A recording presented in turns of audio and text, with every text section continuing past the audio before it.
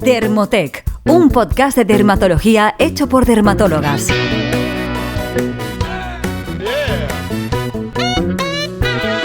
Hola a todos, volvemos en el podcast de Dermotec y esta vez es para hablaros sobre esmaltes de uñas. Hace un tiempo os hablamos sobre el cuidado de las uñas, pero hoy vamos a ser más específicas en cuanto a temas más cosméticos para mejorar su aspecto o para decorarlas. ¿Qué tal, Inés?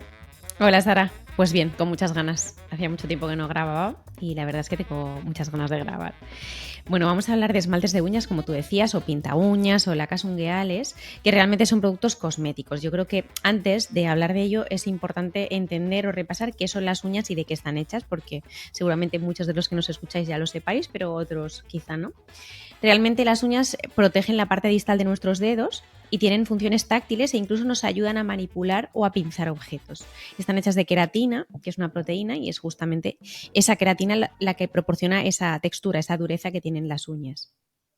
Claro, y cuando hablamos de cosmética ungueal, debemos saber que la zona que vamos a tratar va a ser principalmente la que llamamos lámina ungueal a nivel científico, ¿no? Que va visiblemente desde la cutícula, que ya sabéis que es esa zona esa zona cutánea que une la piel de nuestro dedo, del dorso del dedo, con la propia uña.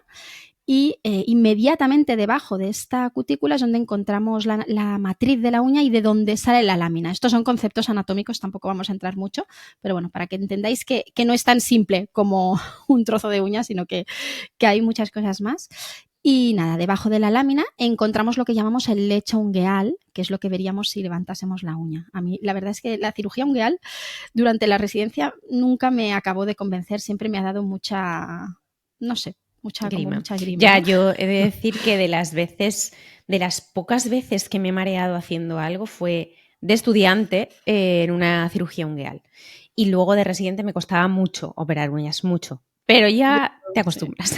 Ahora, la verdad es que ahora ya no me cuesta, pero admito que es duro levantar una uña y todos los que ¿Sigues nos estáis operando escuchando uñas? quizá sí sigo. Pero quizá los que nos escuchéis tengáis esa sensación como de wow, qué desagradable. Lo de levantar la uña ya solo de pensarlo. Sí, yo creo que a todo el mundo le parece como una tortura china y es que, bueno, evidentemente todo se hace bajo anestesia, pero en fin, que este no es el tema. Yo sí que quería decir que el tema de la cutícula, que tampoco es el tema de hoy, la cutícula también es la encargada de dar de fabricar una capa muy superficial de la uña, que es la que le da brillo y le confiere un aspecto más saludable a la uña. Entonces, cuando retiramos la cutícula, pensemos que nos estamos llevando esa capa superficial que la produce esa piel, ¿no? Esa piel que tenemos pegada a la parte más próxima, o sea, más superficial de la uña. Bueno, vamos allá. Perdón, seguimos. Que cuando alguna vez que hemos ido las de Dermotec a hacernos alguna manicura o pedicura, que la verdad es que lo hacemos para cuando nos reunimos, porque vivimos todas en ciudades distintas, entonces cuando nos reunimos, pues a veces decimos, venga, ¿qué hacemos? Vamos a algún spa de estos. La verdad es que nos ponemos muy tensas cuando llega el momento en que nos tienen que manipular la cutícula. Y siempre les decimos, ¿no? Cuando nos lo hacen por favor, no la toques. Y siempre se extrañan un coro poco. Todas a la vez. No, espera, un momento, no cortes, no, eso no cortes. Y siempre te dicen, no, pero solo un poco, solo te quiero retirar un poquito para que se quede. Y yo, no, por favor. Mejor Entonces, que no. Claro, es como el tira y afloja entre que no me va a quedar bien la pedicura y soy consciente de ello, pero es que no quiero que me quites la cutícula. Bueno, sigamos con el tema de las uñas, ¿no? El caso es que la calidad y la dureza de nuestras uñas es variable en función del agua con la que contactemos.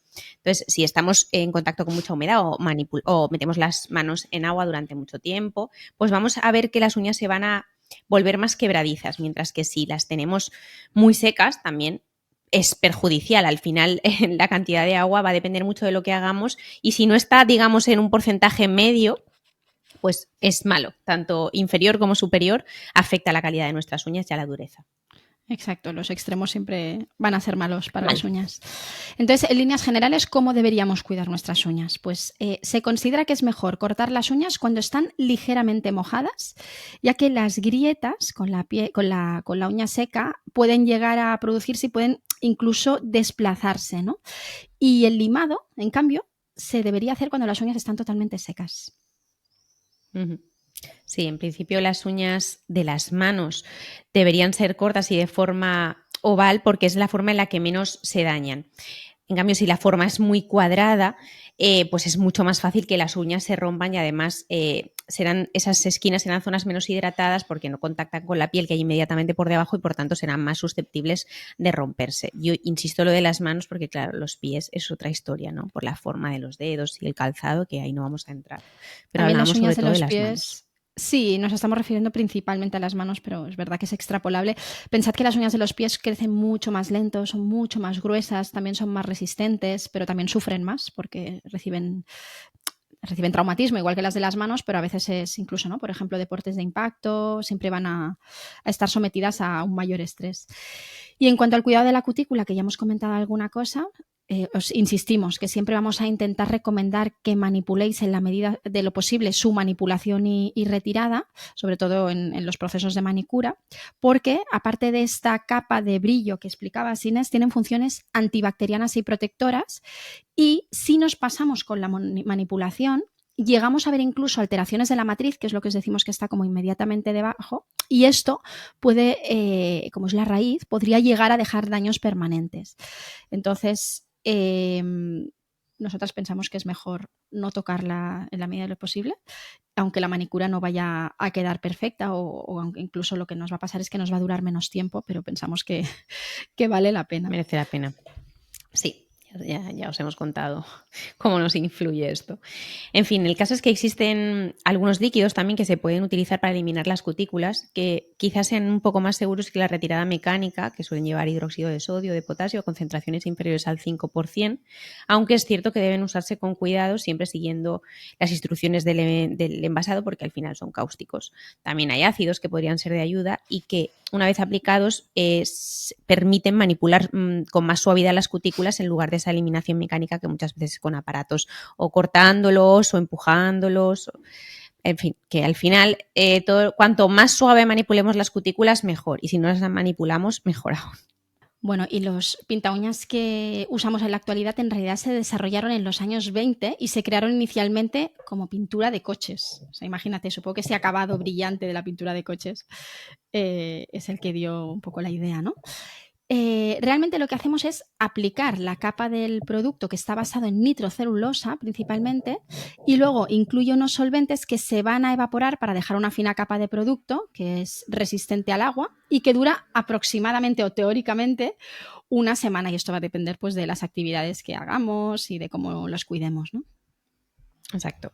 Bueno, digamos que aguanta de forma homogénea, porque otra cosa es que se empiece a desconchar y que ya sea muy, muy feo, pero yo creo que aguanta incluso más. Sí, claro. Sí. Hay zonas que aguantan incluso más.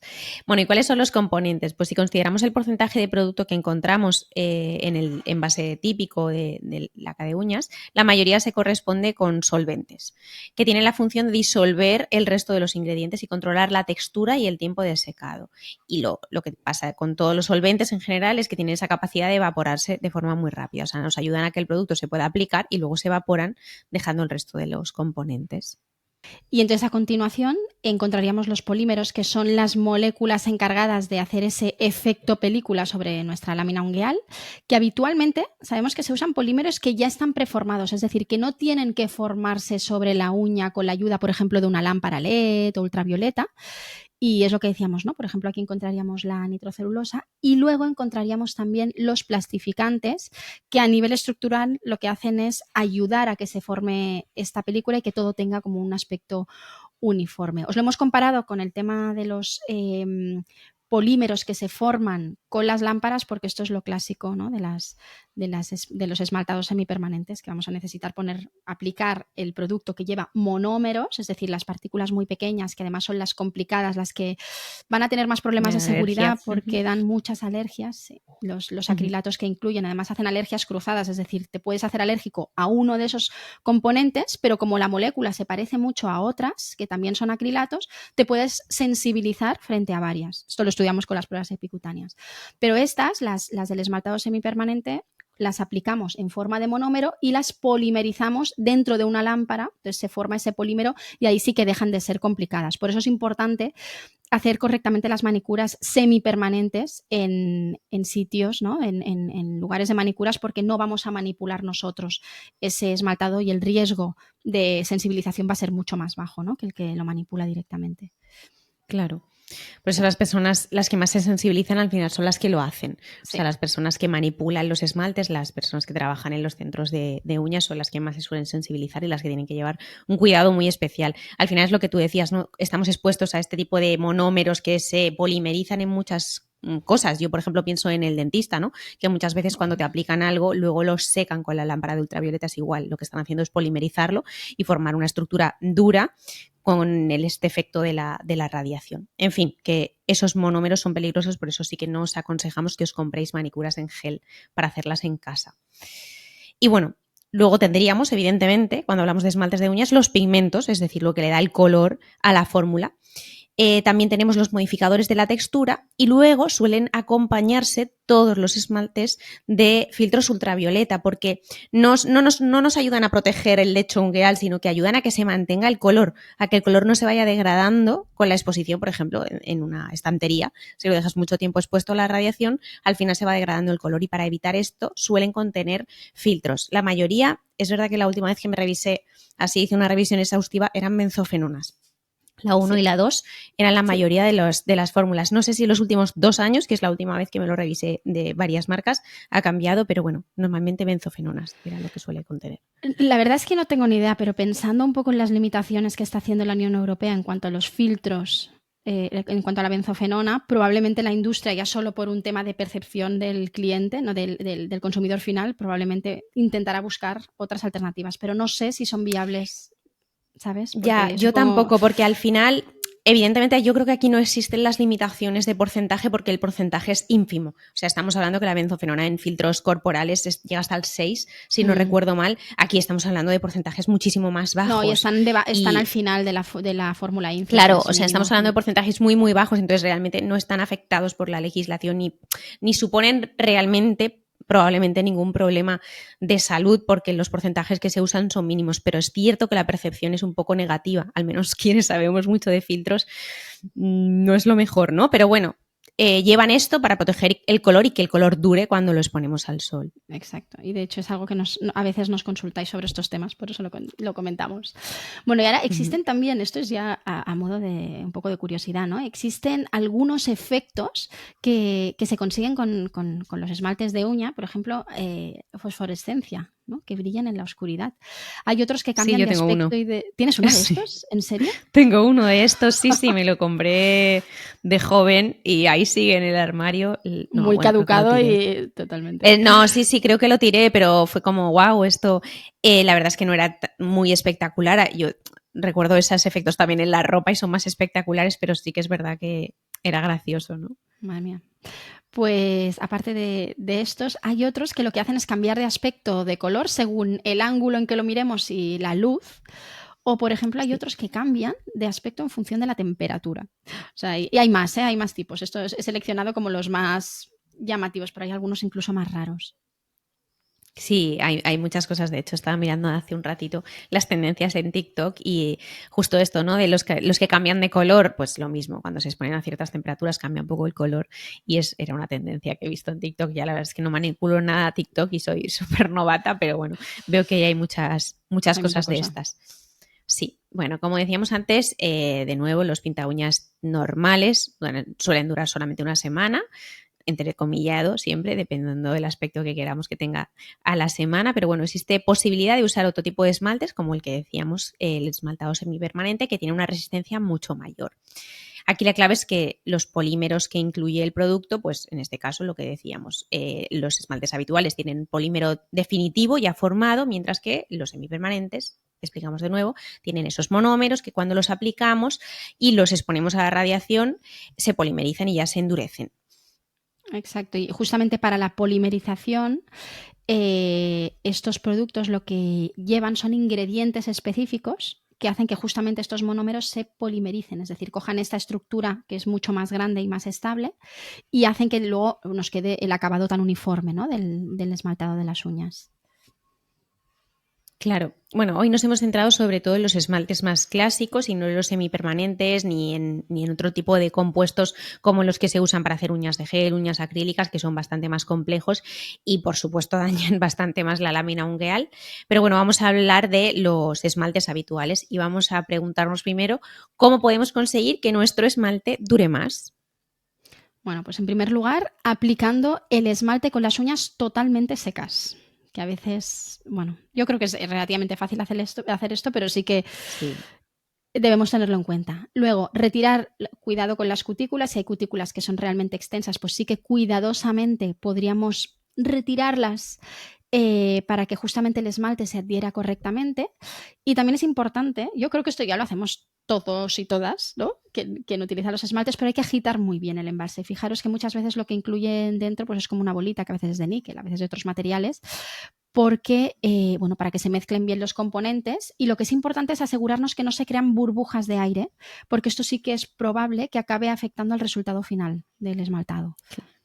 Está claro. Sí, es lo que decías de las bolitas estas que incluyen dentro, es porque llevan agentes tixotrópicos, que los tixotrópicos es como la miel, una cosa que sin modificar, o sea, un estado más estable, está como muy densa, pero cuando la manipulas, la mueves y la agitas, cambia la textura y se vuelve mucho más elástica, mucho más líquida, ¿no? Y si otra vez la dejas estable y sin mover, otra vez se va a endurecer y se va a quedar como mucho más sólida. Y por eso, fundamental, llevan las bolitas para que sea mucho más fácil el aplicado y luego se vuelve a endurecer. Bueno, asegúrate de que el producto no es muy antiguo y que está en buenas condiciones. Esto es bastante fácil de ver porque normalmente cuando son muy antiguos el disolvente se va evaporando parcialmente. Entonces lo vemos que, de hecho yo lo veo, que se forman como unas hebras cuando separas, que está como mucho más duro, no está tan líquido, no es tan fácil de aplicar. Esto yo creo que es sentido común, pero la explicación es que el solvente se ha evaporado parcialmente.